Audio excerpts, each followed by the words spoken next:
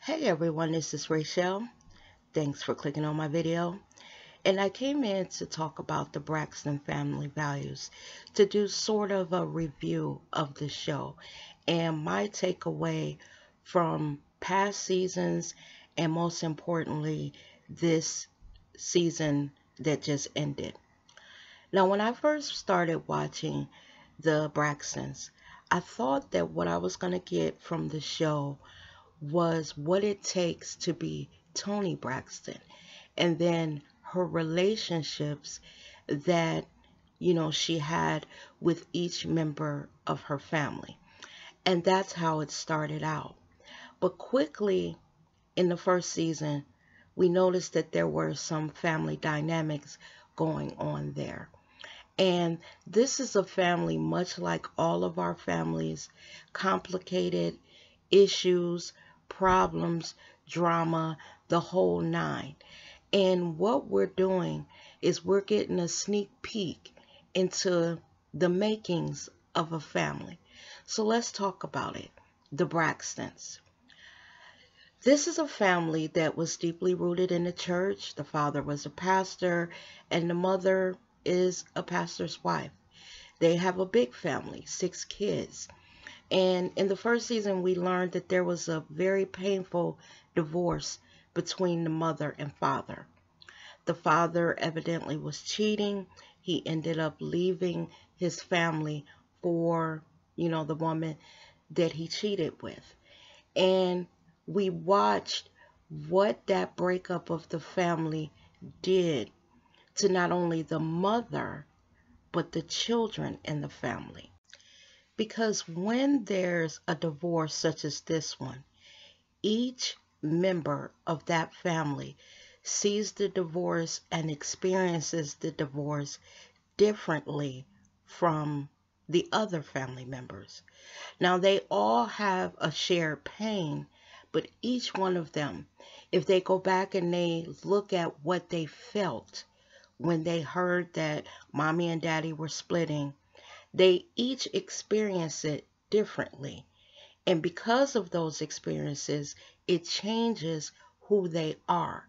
The core of what they believe that their family was, and how that family later on affects them in life. How the demise, the breakup of the parents affect them later on in life. And that's why each of them reacts to things the way they do and the way they carry themselves. So I wanted to talk about the parents first, Mommy and Daddy Braxton. A lot of people come down hard on Mommy Braxton. They say that she hasn't gotten over the divorce, she took it badly, and because of the way she took it, that's why her daughters act and react and carry themselves in life as they do. Now, I want to give Miss Braxton the benefit of the doubt, because when you're married, you see yourself as a quote-unquote we. You're part of a we, part of a union. And when that union is severed, you are left to pick up the pieces. And in Miss Braxton's case, she was grieving the loss of her marriage, as well as at the same time trying to raise 6 children. And in doing that, I think she made some mistakes. Now, I don't want to come down hard on Miss Braxton like everyone else does, because I have been through a divorce myself, and I know that it is hard to grieve and then go on and do what you need to do as far as your family is concerned, and not let your grief spill over to them. Now, I know when I went through mine, I was very bitter, just like Miss Braxton was. But what I learned to do is I didn't show it to my children. Well, I'll say this, I tried not to show it, because I don't know what their perception of what was going on. I don't know what they felt. But a lot of times I would go in my room after the day, I would cry, I would, go over what I could have done wrong, what he did wrong, and all of that. But I tried not to put my children in the middle of what was going on. And I think in Mrs. Braxton's case, she was so hurt over what happened that she could not separate it. And in doing that, she brought her kids into the middle of, the parents split, almost making them choose sides. And in doing that, she poisoned them in a lot of ways against their father, against men in general, and their perception of marriage, men, and men and women relationships. And we're seeing that play out in the relationships that they had with their spouses. All of the daughters are divorced, except Tracy. All of them. All of them have chosen men that, for all intent and purposes, some of these men were not good choices. And I think a lot of that stems back from what they watched between their parents and their perception of what was going on. Now, when it comes to the father, here's what I believe. A lot of times when men leave, when they divorce a woman and they go on and they're in a new relationship, even though they may still see their children, they're not there to witness the pain that those children go through. They're not there to witness what it takes to make those children whole after a divorce. The talks that you have with the children when they're coming to you as the parent that's left behind to pick up the pieces, to ask, what happened, mommy? Why are you and daddy not together? And you're there trying to explain, hey, what went on between mommy and daddy has nothing to do with you children.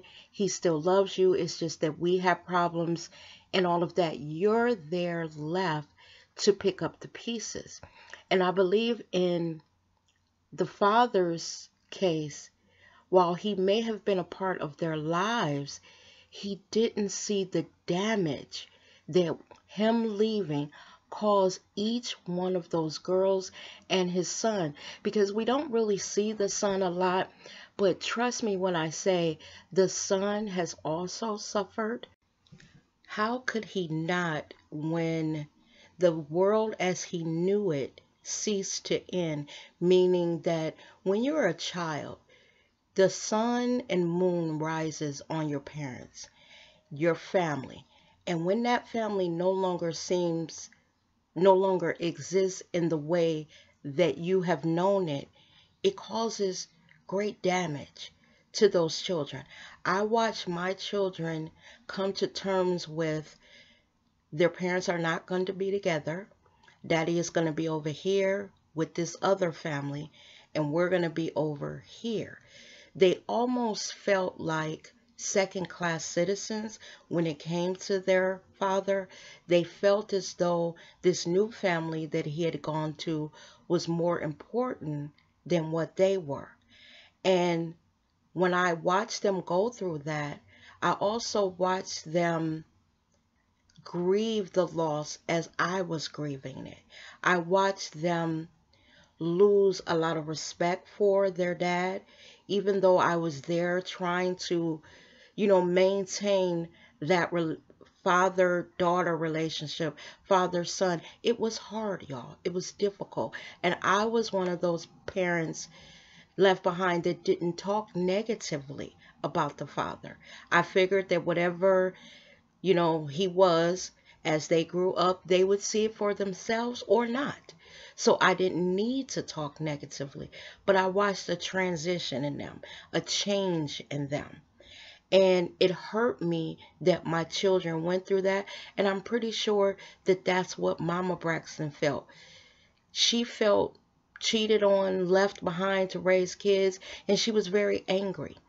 And that's what kind of brings all of this to this therapy with Ayanla, because this family is broken in so many ways. Ayanla's job here was big. She was tasked with trying to get to the root of the problems of the Braxton family, why they are not honest with each other, why they can't simply be themselves when it comes to their family, why all the secrets. There was a lot here to unpack, and I didn't envy Iyanla when it came to the Braxtons, because this is a TV reality show family. A lot of things could have went left, and we saw on the Williams show that some things did. But let's get to it. So the first ones that I want to talk about are Trina and Tawanda, the filler sisters. That's what I call them. And I don't mean that in a disrespectful way, because they said it.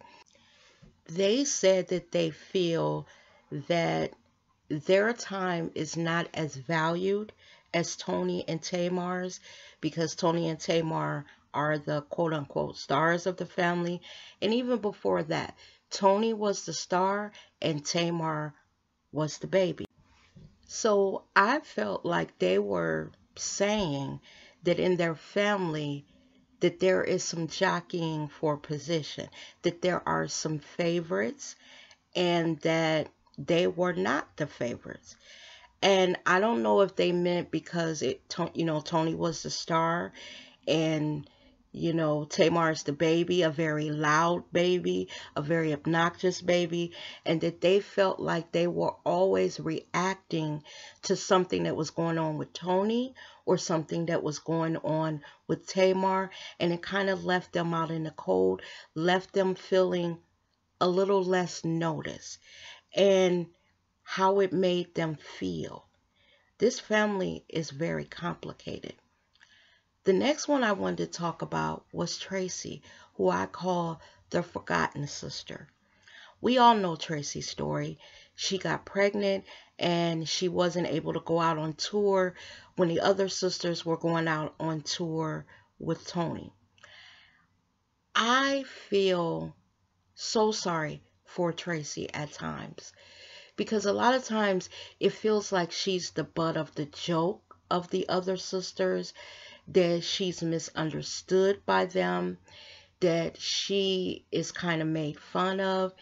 And you can see that over these years, Tracy has done a lot of thinking.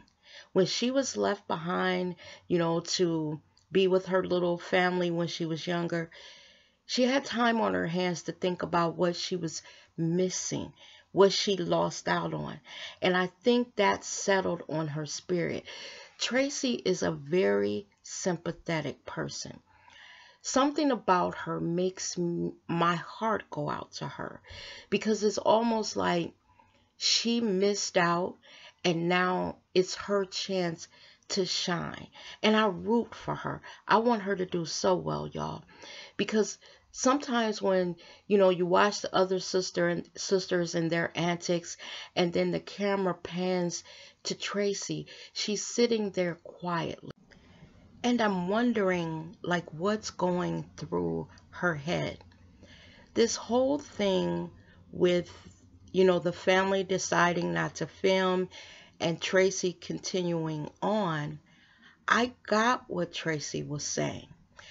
Tracy doesn't have the money that the rest of the sisters have. So for her, this was her job. And divorced from what was going on with her sisters, she had decided, okay, I made a decision to film this show and I'm going to stick to it.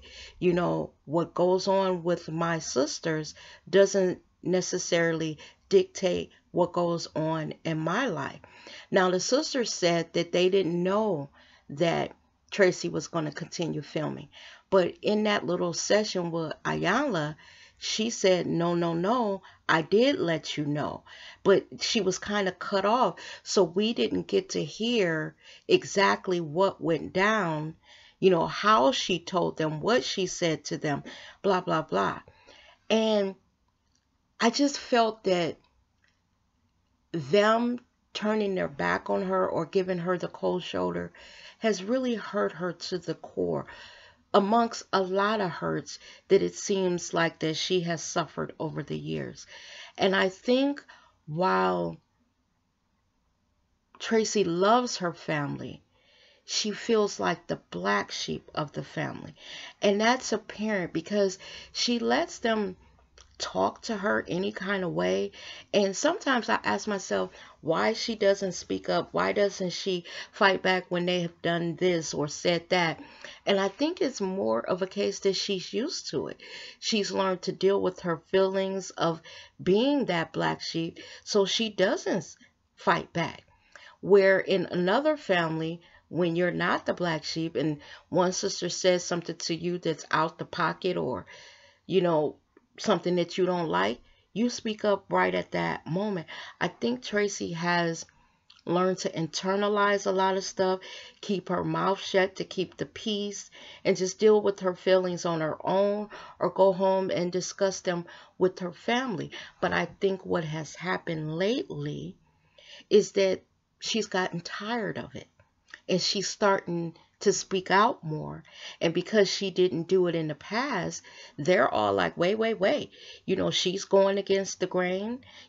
She's fighting back now. She's not giving up the show. So because they're not used to this new fighting Tracy, they're perplexed, upset that she's not going along with the plan. I liked how Ayala took her to the side and asked, Tracy, what's going on? What are you feeling? And Tracy got a chance to speak to someone, and someone actually take the time to listen to what she was saying. And I think Tracy really appreciated Ayala for doing that. She felt heard for once in her life, without the comments from the peanut gallery, or the laughing at her, or the poo-pooing of her feelings and dismissals of her feelings. She's always taken a back seat, it seems, to her other sisters. And I think what is happening now is she's at the point in her life where she's saying, I'm not taking a back seat anymore. From now on, if I feel something, I'm going to say something. And that's what we're seeing when it comes to Tracy. And I'm happy that she's found her voice. I'm happy that she kept on filming, because I believe in Tracy's case that this show is giving her that confidence that she's been lacking all of these years, being the sister that was left behind, being the sister that was forgotten, being the sister that was the brunt of some family jokes. It's has to be rewarding to her. It has to feel fulfilling to her after all these years of watching everyone else shine. And it's her turn to shine. And I'm happy for Tracy. And I hope that her star continues to shine. I hope that this little boost of confidence that being on the show has given her, that her family doesn't strip that away. Because I believe that more than anyone, Tracy needed this show because of, what she went through. Now, y'all, let's get to the chosen one, the real star, Tony. When Tony told her truth about being the one chosen to step out from the family and become the star, and how she was made to feel guilty, how her parents had said that the devil was trying to get into the family and I guess tear the family apart by choosing her and making her the star. Y'all, that was very wrong of them. So on the one hand, she's happy because LA and Babyface, they saw something in her that they wanted. But then on the other hand, she has to kind of temper her happiness because her sisters weren't chosen. What a heavy burden to lay on your child. it is not Tony's responsibility to drag the rest of the family along with her on this road to stardom. But from what we've heard, that's exactly what happened. She couldn't enjoy this life that she had been given because in every turn she made, she had to bring her sisters along. And that makes me look at her mother a lot differently. Because let me tell y'all something. I have two children. And if one was doing well and, had become famous or whatever, you let them shine in their own right. But you also, the one that's, not the star, you let them know that in no uncertain circumstances are they any less in your eyes, that it is not the other sibling's responsibility to make sure that the other one, gets a place in this music industry. I just think that what they did to Tony and what they continue to do to Tony, even with having this show, wasn't fair to her.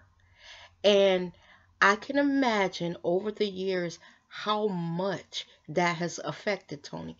We watched her tell Ayanla that she believes, had she not been worried about, bringing her sisters along and, including them in every aspect of her life in this entertainment industry, that she would have been a bigger star, that her star would have shone brighter. What the fuck, y'all? How could they do that to Tony in good conscience? And I think it was more so the mother. It's like Tony was responsible for the rest of the family. That's a lot of the reason why Tony was bankrupt a couple times trying to help out her family.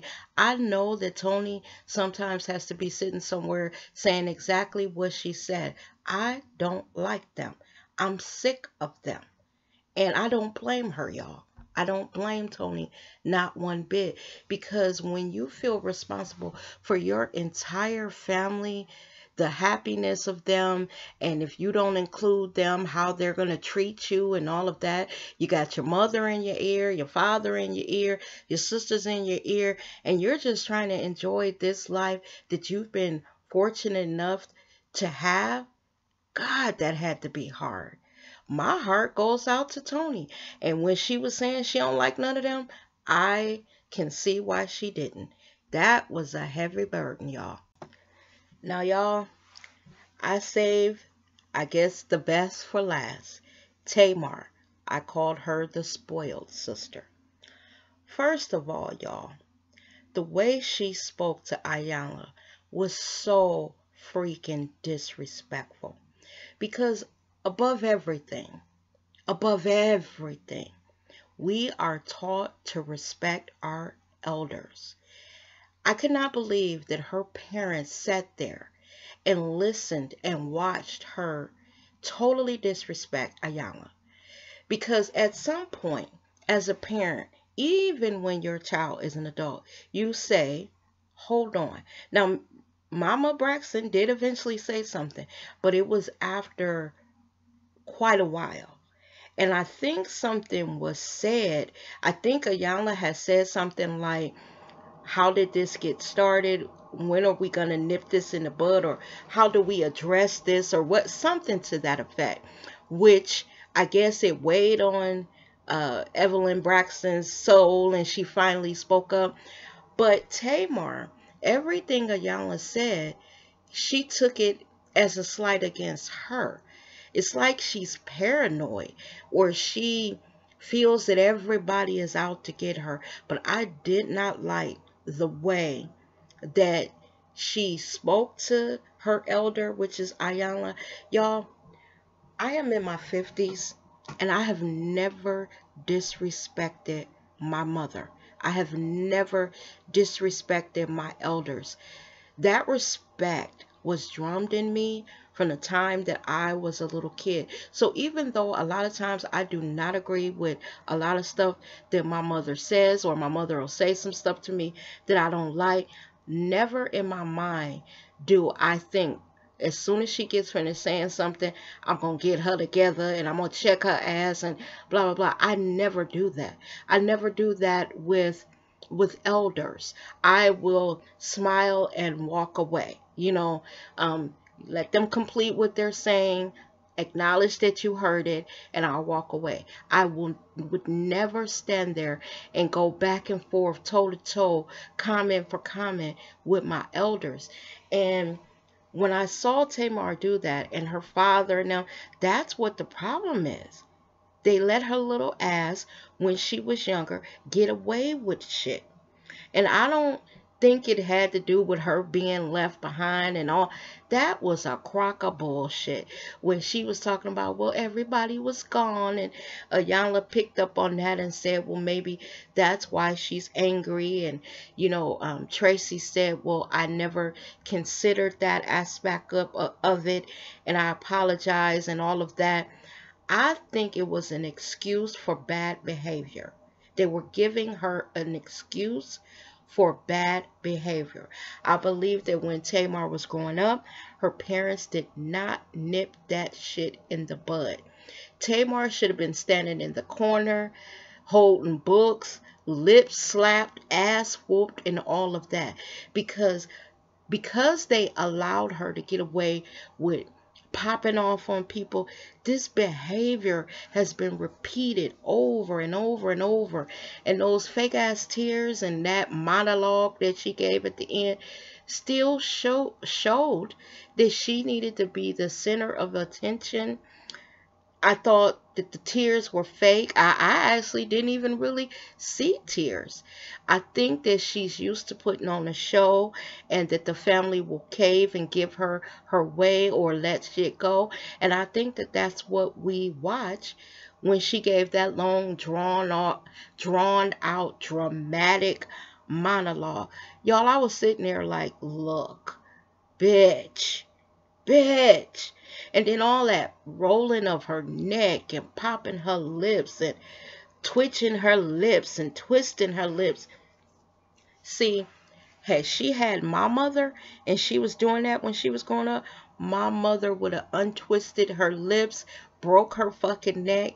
She would not have gotten away with that behavior. And I blame the parents for that, for allowing this shit. And then, why do the sisters act like they're scared of her? Like they're scared to hurt her feelings. Is it because she's the baby of the family and they've let her get away with it over these years, so they are so used to doing it that they don't want to hurt baby Tamar's feeling? Well, y'all, baby Tamar is a 40-year-old obnoxious bitch now. She is a bitch. And I would not let her get away with the behavior. Her family needs to start calling her on her bullshit and not letting her overtalk them, go through these pretend fake ass crying jigs that she does. And maybe she will learn. When her mother finally did step in, you could tell she didn't appreciate her mother calling her on the carpet. It was written all over her face. I can remember a time when my mother would be chastising me, and I guess my face would show my displeasure, and my mother would say something like, what is that expression on your face? Do you need me to rearrange that for you? And basically she was telling me to get my face together. And y'all, you know what I did? I got it together because that was my mother and I respected her. And I was not going to in any way disrespect her no matter what I was feeling. That's the problem with fucking Tamar, y'all. I'm sick of the bitch. She's spoiled. I think Tony is the only, in this family, y'all, honestly, the only ones that I actually like. Tracy first, and then Tony. Tamar is my least favorite. They need to get that bitch together. And y'all, to show you that she's full of shit, you saw how the therapy session ended. Then she goes on Wendy Williams talks about Ayala being the devil and all of this and blah blah blah. We also saw that the scene that, you know, we heard about where Ayala confronts her about being molested was cut out of the show. It wasn't even aired. We would not even know that had happened had Tamar not blasted herself. Now, I don't know if after hearing what Tamar said on the Wendy Williams show that Ayala decided to take that portion out of the therapy session, you know, because, you know, there was some talk of Ayala suing Tamar for defamation of character. So maybe, you know, they decided to not air that, to leave it on the cutting room floor. But the therapy session had ended well as far as the show was concerned, and then Tamar went and spilled all the beans. Y'all, like I said, families are complicated, and the only reason why we comment on the Braxtons is because they're on television, because they're putting their lives out there for everyone to see. Honestly, y'all, I think Ayala was able to fix some things in the Braxton family, but I truly believe that they still have a long way to go. I don't believe that nothing's changed with Tamar. Honestly, what I do believe is that it opened the eyes of the other ladies, of the mother and maybe the father.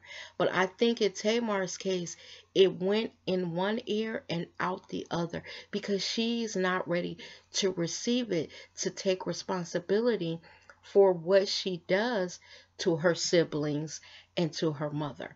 Y'all, I'm so glad the show is over. I'm so glad. I want to know what y'all think about Tamar's behavior, you know, how the therapy session went.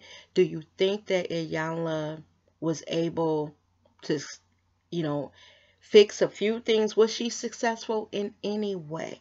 Like I said, I think the other sisters, it gave them something to think about. I think the father, it gave them something to gave him something to think about.